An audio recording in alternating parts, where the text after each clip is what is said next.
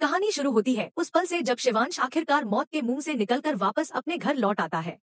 जैसे ही वो घर के दरवाजे पर कदम रखता है, प्रार्थना बिना एक पल गवाए दौड़कर उसे गले से लगा लेती है। आंसुओं से भीगी उसकी आंखें सिर्फ एक बात कहती हैं, डर, दर्द और मोहब्बत। लेकिन दोस्तों, ये सिर्फ एक भावुक मिलन नहीं था, इसके पीछे छुपा है एक गहरा राज, एक ऐसी साजिश जो सिर्फ एक परिवार को तोड़ने के लिए रची गई है। प्रार्थना का फैसला, घर छोड़ने का। शिवांश को कुछ समझ नहीं आता। वो पूछता है, क्या हुआ प्रार्थना? और तब एक खामोशी के बीच से निकलता है एक बड़ा धमाका। प्रार्थना कहती है कि उसने फैसला कर लिया है। वो बुआ माँ की बात मानकर हमेशा के लिए इस घर को और शिवांश को छोड़कर जा रही है। क्यों?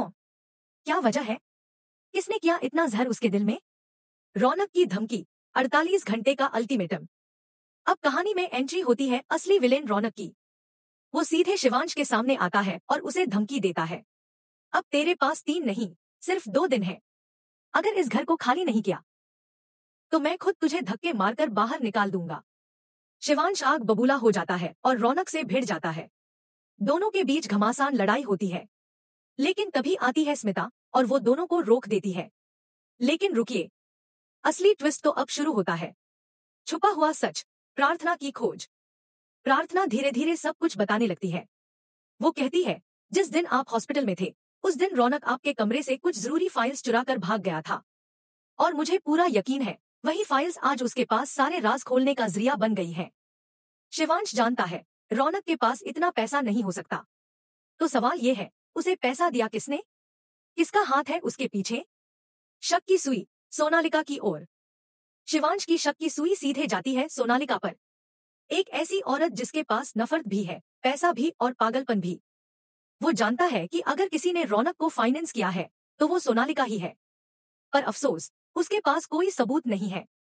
तभी आता है बड़ा मोड़। सबूतों की वापसी, प्रार्थना की जीत।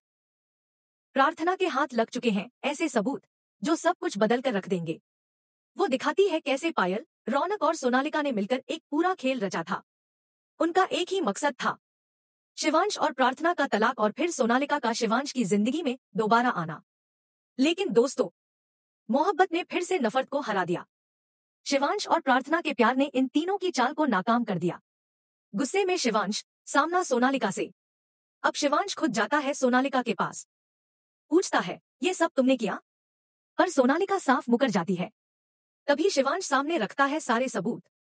घर के हर सदस्य की आंखें हैरानी से फटी रह जाती हैं। सोनालिका कुछ समझती उससे पहले ही।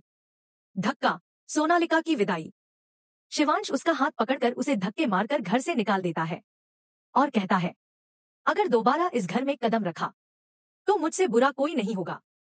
तुम्हारी दुश्मनी मुझसे थी, प्रार्थना से नहीं। लेकिन तुम भूल गई, प्रार्थना मेरी बीवी है।